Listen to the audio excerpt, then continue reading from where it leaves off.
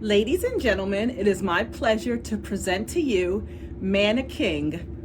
Ah. Anyway, I named him Mannequin because obviously he's supposed to be Michael Jackson, the king of pop, and he's no ordinary mannequin. He is definitely a mannequin. I'm your hostess, Vernay O'Neill from Vernay and Ryan's MJJ5 YouTube channel. Thank you so much for tuning in. Today's story is all about Mannequin. Where did he come from? How did we get him? How is he life size? I'm going to share all that information with you so you know where Mannequin came from and how he came to be a part of this household. Now, Mannequin gets some criticism when I post him on social media. So I wanted to also take this opportunity to address that. People keep saying his hair is too long, his shoulders are too broad, he's too tall, his chin is too square. You wouldn't believe the complaints. Who cares? Here's the bottom line. This was a gift for me, which you'll learn about in a few minutes. And to me, he's perfect.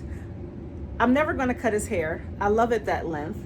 The mannequin body is not adjustable. So yes, Michael Jackson was 5'9", and the mannequin is 6'3". And unless I want to chop the knees down, there's nothing I can do to fix that. His face is perfect to me. So I don't care if people don't like him. I like him. And I think by the end of this video, you will too. So sit back and enjoy our little video about Mannequin. So this summer, when I was planning our wedding, Godai King Studios, a company I have been following for many years, posted this gorgeous black or white dangerous Michael Jackson bust. I had showed my husband and I had really expressed how much I wanted it, but we were in the middle of planning a really expensive combined wedding and pool party. So fast forward to my daddy walking me down the aisle on our wedding day. And you'll see a picture of me and my husband. So every year we have something called a Michael Jackson Celebration of Life pool party, where we invite our friends, our family, and of course, a bunch of Michael fans. So this year, what we did in August of 2020 was we combined that event with our wedding. And we had a Michael Jackson Sunflower wedding followed by the Michael Jackson Celebration of Life pool party, which was our reception. What I didn't know was that my husband had planned the most amazing wedding gift for me. I opened it up in front of everyone, and there it was, the Michael Jackson bust that I was in love with. I was so excited and so emotional. I actually lost my glasses inside that box for hours. I was looking all over, and I guess I was so excited when I saw it that my glasses fell into the box. So, yeah, I was a happy camper. So as the days went on, I took his hair down and, we were trying to figure out the best place to put him. He had came on that stand. We were moving him around. Sometimes he was on the pool table. Sometimes he was right there on the poster rack. Eventually, we moved him into our bedroom on our dresser since he was up high and away from the cats. So I would start putting different hats on him. I would put masks on him, and it was just a really cool position to have him right there because, in the middle of the night, I would just look over and be so excited that, oh my God, he's here. I remember at one point we were hiding in the bathroom. You'll see the toothbrushes in the background when we get there. I was afraid of thunderstorms, so I took him with me. But, my girlfriend read 1979 on YouTube, Red NYC 1979, had turned hers into a full-size mannequin. I wanted to do the same thing. So we ordered this mannequin and we looked at Red NYC 1979's video and started to follow her process. Make sure you follow her on YouTube. That was Red NYC 1979. And make sure you follow Godai King Studios that made that beautiful bust, also on Facebook and YouTube. So we had to decapitate this thing so that Michael can have a body. And we kind of also had to cut a little bit around the chest area because Michael had his own neck and a little bit of chest already. So we had to cut the mannequin body in a way that Michael can kind of almost sit in. I don't know why I keep saying we, because I really didn't have any part in that. My husband and son really worked their butts off putting this thing together. I kind of jumped in at the end, but we had to put the shower cap on him because there was a lot of duct tape involved in this project. And I did not want one single curl stuck to that tape. So we tried to be very careful when we were, positioning him.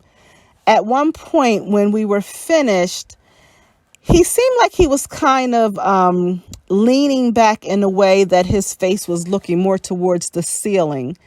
And I didn't want that. I definitely wanted him to be looking face forward a little bit more. So we end up totally untaping him and then retaping him to a better position. And I was actually very happy once we moved his head. Look at me, I'm happy. So once he was positioned, the next thing we worked on was just trying to get him dressed. And we had some clothes handy, and I talk about that a little bit at the end of the video. But these are Mannequin's first hours of being a full-grown man. This was it. This was his premiere, and he looked so fantastic. I was so proud of all the work that my husband did and so happy that he brought this for me. I mean, can you ask for a better gift? I mean, first of all, you're getting married. That's a gift right there.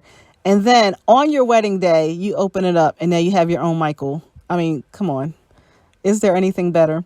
So as you can see, we were all happy to have him. Everybody wanted to pose with him and check him out with his glasses on. We just got a little picture happy here. But he looked so amazing. Yes. 3 snaps in Z formation. He was fire. I love him. I love him so much. I love him. So we took a few more pictures. And then at some point, I guess it was maybe a few days later, it did get to a point where I decided to change jackets. The outfit that Michael has on the cover of the Dangerous tour book, I have a replica jacket of that, which I explain in a few minutes. And I just decided to take off the Billie Jean one and try on the one you see here from the Who Is It cover. And I fell in love with that.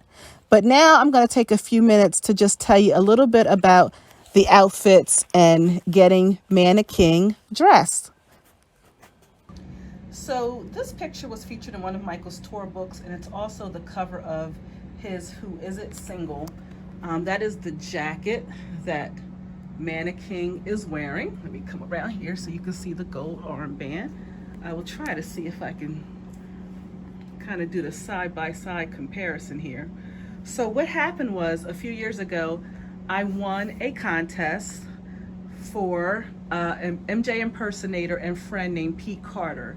He was giving away a lot of his Michael Jackson collectibles, and I think it was about 10 or 12 jackets like this, all Michael Jackson replica jackets from when Pete used to perform as Michael.